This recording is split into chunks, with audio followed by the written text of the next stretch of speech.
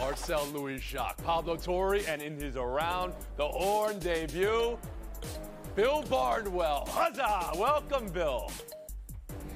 Philly 34, Minnesota 28. But is everything all right with the defending NFC champs? Also, bounce back Sunday, Burrow, Allen Mahomes, and Zach Wilson versus the Cowboys D. He says excited. What should he be? Let's go around the horn. Welcome, Bill. There he is, Bill Barnwell. We've been citing Bill as a source of this show for years, and now his debut. Bill Barnwell is senior writer for ESPN, all things NFL. The Bill Barnwell Show is a flagship podcast, a must-listen. He previously wrote for Grantland and Football Outsiders, and yes, he was Pablo Torre's source for all Pablo's NFL needs. That's a bad matchup for you now, Pablo. Fortunately, Bill is Queens born and raised, Northeastern University forged. Bill, give us your life story. 7 seconds or less. Start at the beginning. Leave nothing out.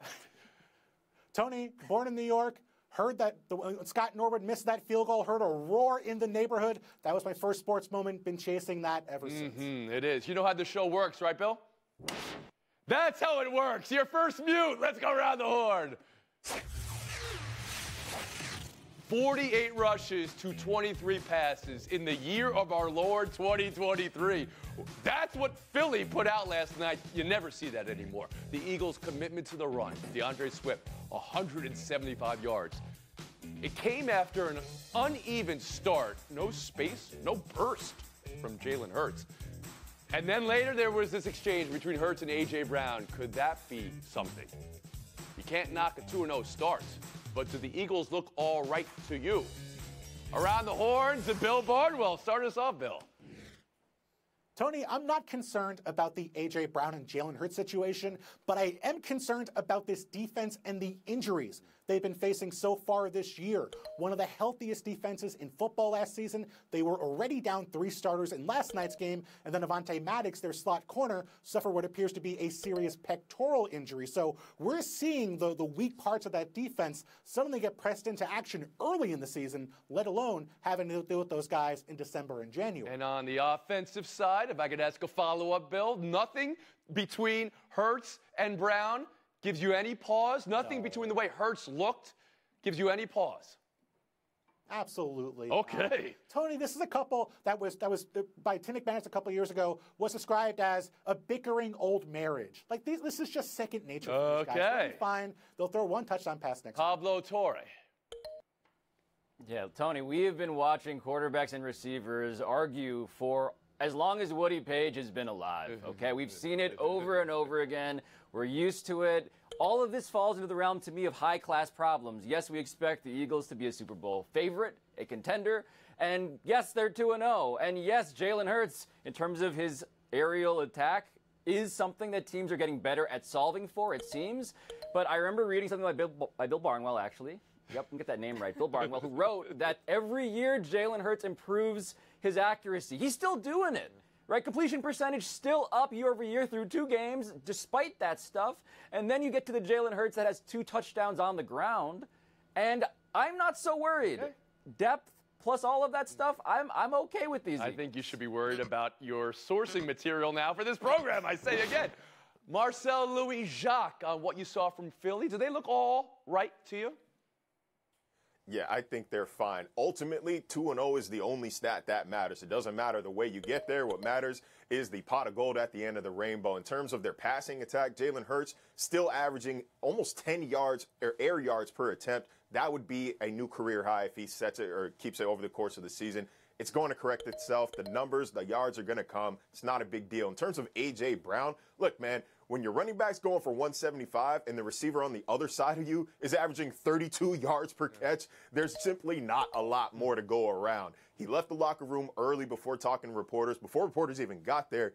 Maybe a little bit of a concern for a guy who usually is around to answer questions, but it's a late game. He's got a family. I'm not going to blame him there. And Courtney Cronin. I'm not concerned about A.J. Brown and Jalen Hurts. A.J. doesn't want out of Philly. He wants the ball, but it's difficult when you're running the balls effectively, as the Eagles were doing last night, to split those targets up. for your wide receiver. And one thing that we saw in the first half is that Brian Flores, who is a Bill Belichick disciple, started to dig into the Patriots game plan from last week. They were using cover zero to disguise some of those Tampa 2 looks. And at moments, Jalen Hurts looked a little confused out there. It was fine in the end. He ended up getting back on track. And on the other side of that, Justin Jefferson did to Darius Slay what he does to every cornerback matchup that he has out there. He's incredible, and sometimes he gets the best of teams, and I'm not concerned about that for the Eagles defense, despite the injuries that they're facing going forward. Did you see the same burst from Jalen Hurts yesterday that you saw from him last year, Cordy Cronin? I mean, he threw the ball incredibly, and on that tush push, that those thighs that he works on when he does all of those deadlifts and squats, he looked just fine to me in those moments. I want to talk about the tush push in a second, but first, a 6-point win, and there was one swing of events in a play. It's the Justin Jefferson touchback. 12 inches away from being a touchdown. Instead, Philly got the ball 20 yards away. That play is frequently called the worst call in sports. I want to ask you about that. But also the tush push. It was the talk of the offseason. Would the NFL make a ruling here and try to dissuade teams from doing it in any way? They didn't, and now we see the team that's best in the league doing it and scoring touchdowns with it. Courtney, what rule needs to be under more scrutiny? The out-of-bounds rule absolutely stinks. If Justin Jefferson ends up fumbling out of bounds at the 1-yard line, his team gets the ball back right there instead of giving it to Philly at Philly's 20-yard line because it hit the right pylon and goes out. I don't like this rule, and this ended up swinging the game because Philly ends up going 2-minute mode. They wear out the clock after that big run, and then they kick the field goal to end the half. So instead of the Vikings having the lead going into halftime, they're trailing, and we know that they were never able to capture the lead again. Barnwell? I'm going tush push, and it's because of who benefits here. When the Eagles run the tush push, they succeed, they pick up 4th downs, but they're the only team in the NFL that's managed to pull that off. We saw the Colts try and copy it last week, and even with Shane Steichen, the former Eagles offensive coordinator, they couldn't pull it off, whether it's Jalen Hurts' squad ability, whether it's the Eagles just timing, whether it's Jason Kelce, they have an... But hold on a second. That's an advantage that they earned then, right? I mean, why would you penalize one team for doing something so well? Bill? They have the secret that apparently is too hard to find on tape. But the out-of-bounds rule, it's bad for everybody. So no one benefits from that. Pablo Torre, let's be honest here first about the tush push. They do it better than anybody. Shouldn't they be allowed to do it? Is a question that we asked at the end of last season. The league seemed to talk it out a little bit. Some thought they were going to do something to prevent it, but here we are and we're seeing it again. Yeah, I'm mostly mystified as to why other teams aren't trying harder at emulating this, copying it. On some level, like, it reminds me of that subreddit post at one point where it was like, what if 4 Golden State Warriors connected their arms and formed a ring around Steph Curry? Can't he just shoot threes whenever he wants? And it seems like it's just that easy for Jalen Hurts right now. It truly does. And so to me, there's a competitive advantage that should be nullified by strategy because everybody else should copy it such that no one is allowed to do it. There should be a competitive advantage by not sourcing Reddit as your... See, I said you had to get away from Bill because now he's on the show and you go to Reddit. Reddit was your next move. Unbelievable. Marcel Louis-Jacques. This is just a fun debate, right? It's 2 rules here. One was the touchback rule and the other is the lack of a rule, the tush push. What do you think should be under more scrutiny? I think the touchback rule has to be under more scrutiny because it receives universal hatred every single time we see it. But at the same time, it is very much a rule. It's 2023. At this point, if you're getting loose with the ball at the goal line, you kind of deserve what happens to you. It sucks, but Justin Jefferson, he's catching, he's trying to make a play that close to the goal line. If you don't have a firm grasp on the ball, don't reach for the pylon. It sucks. We hate it, but the rule is the rule. So you put some of it on the player. One more story from last night. Minnesota side. Last year, they were 11-0 in one-possession games. This year, they're 0-2 already. The turnovers last night. Woo! They got 4 touchdowns and 70% completions from Kirk Cousins. And not a win to show for it. Bill, let me ask you this.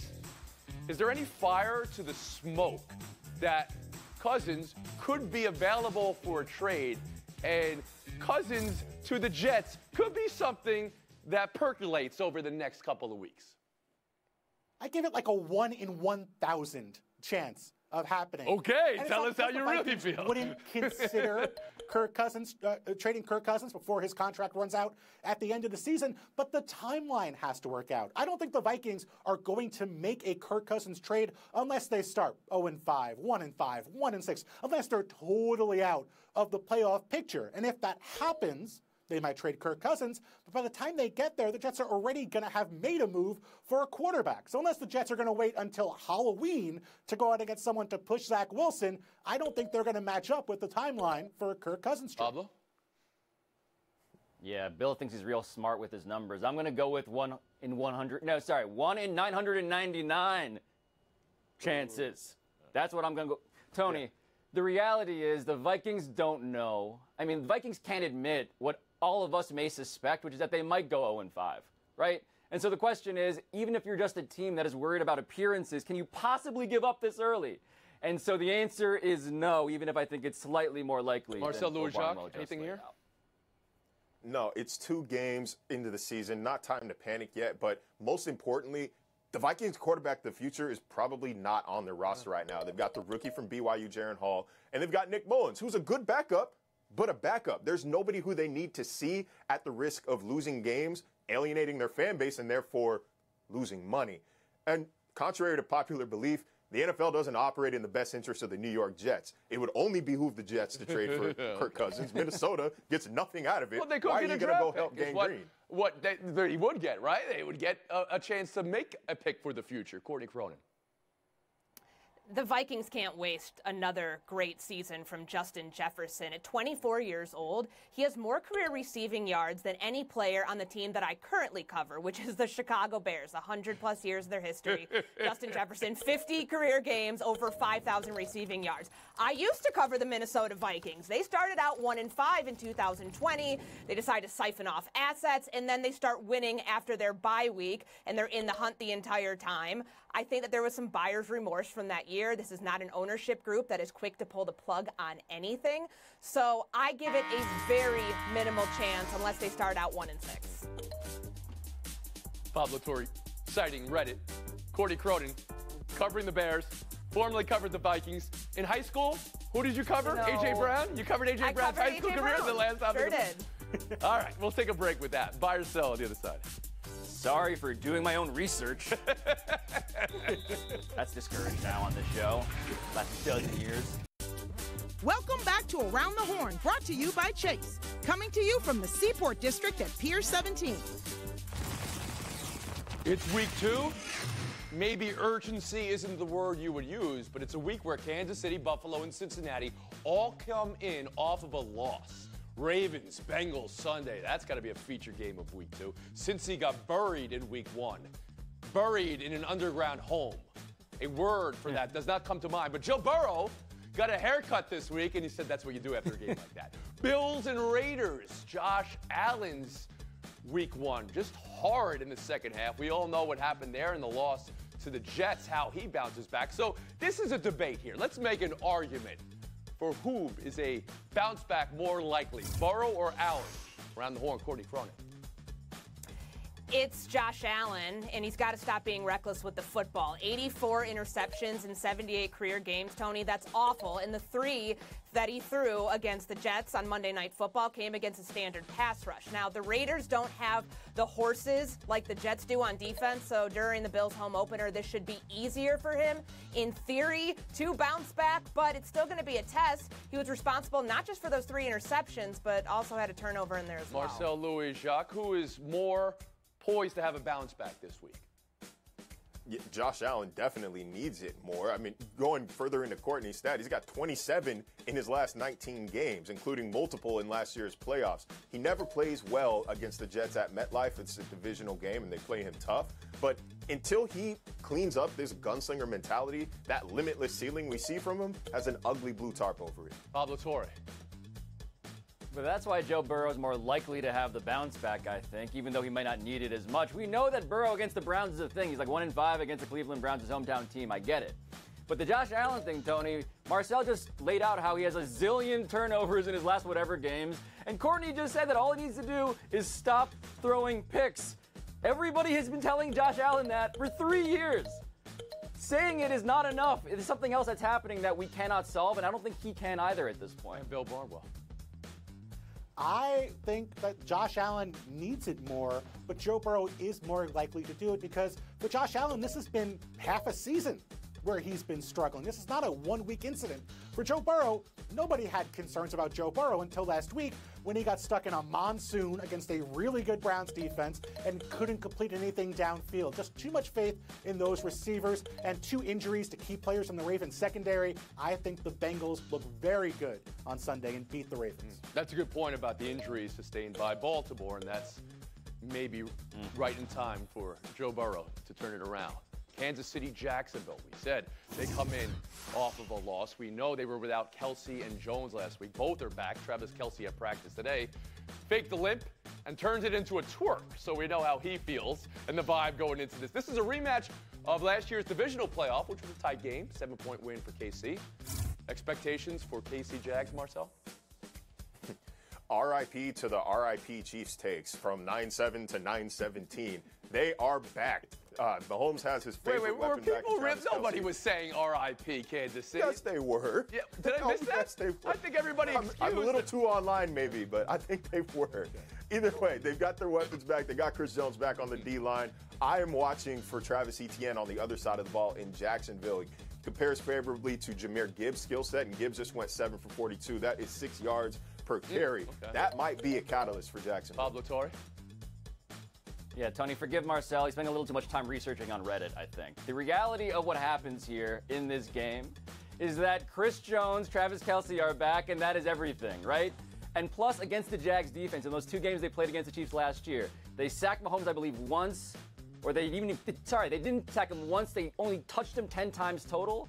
That defense in Jacksonville cannot get a hand on Mahomes, and if he is unobstructed, yeah, watch out. Barnwell? Pablo mentioned the sack rate for the Jaguars defense. A bigger concern is that they can't stop tight ends. Dead last in the NFL last year in QBR when they faced tight ends. And that came up in the postseason when Chiefs tight end, forget his name, he had 14 catches in that game. If Travis Kelsey's even 80% of his normal self, and if Patrick Mahomes, who was hurt in that playoff game last year, is 100%, major problems for the Jags in this game. Good stat, Bill. And Courtney Cronin.